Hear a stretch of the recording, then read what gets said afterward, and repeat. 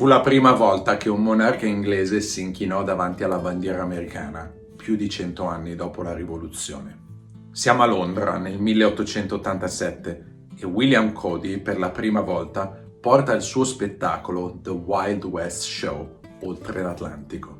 Il suo amico, lo scrittore Mark Twain, gli aveva suggerito di provare con l'Europa, come maniera di sanare i debiti che si era procurato grazie alla sua passione smodata per il whisky. In America lo show aveva appena sbancato al Madison Square Garden nel 1886, ma Cody non sapeva ancora che l'Europa lo avrebbe lanciato come il primo prodotto culturale della storia a dimensioni di massa. Se ne accorse per la prima volta quando la regina Vittoria interruppe il suo show per rendere omaggio alla bandiera a stelle e strisce, issata nello show dopo la rievocazione teatrale della sconfitta di Little Big Horn. Da lì il Wild West conquistò l'Europa, andando in scena a Parigi all'Esposizione Universale del 1889, quando alcuni membri della troupe scalarono la Tour Eiffel a mani nude, e poi in Italia nel 1890, dove Cody fece benedire i suoi indiani da Papa Leone XIII in piazza San Pietro, dove portò per la prima volta in Italia i popcorn nella data di Bologna, e dove nello show di Milano entusiasmò un giovane compositore alle prime armi, tal Giacomo Puccini, che 20 anni più tardi, il 10 dicembre del 1910, presenterà a New York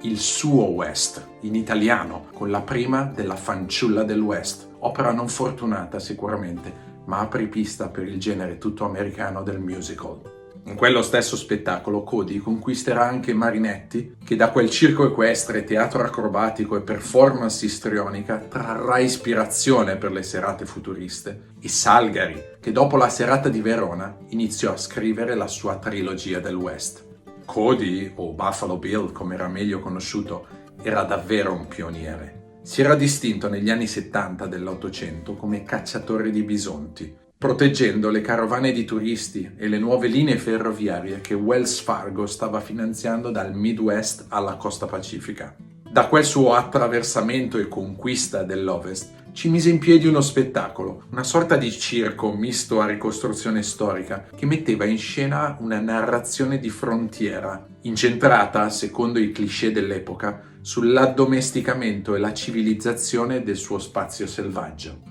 Portò sul palco gli animali, lo scalpo di Custer, i capi indiani, persino Toro seduto stesso dal 1885, e le donne come la famosa pistolera Annie Oakley, creando così un formato che gli garantiva ripetibilità, adattabilità a diversi contesti e continua variabilità. Portò il suo show dappertutto, introducendo di volta in volta migranti, russi, messicani e persino Cristoforo Colombo durante la performance alla grande esposizione colombiana di Chicago nel 1893. In Italia, dove ebbe 2 tournée, il Wild West portò per la prima volta l'America vicina, quell'America di cui si parlava ogni giorno per i migranti ma che pochi avevano visto, e così creò le basi per quel mito che prenderà poi forma matura negli anni del secondo dopoguerra con Tex, gli spaghetti western e John Wayne. Dal punto di vista imprenditoriale, quello di Cody fu non solo il primo spettacolo seriale su scala di massa, ma anche lo strumento privilegiato di una nuova diplomazia culturale o soft power, che cambierà la narrativa sugli Stati Uniti, trasformando gli americani da invasori ingrati di Cuba nel 1898 a aiutanti nella Prima Guerra Mondiale, da ribelli di un tempo a potenza riconosciuta,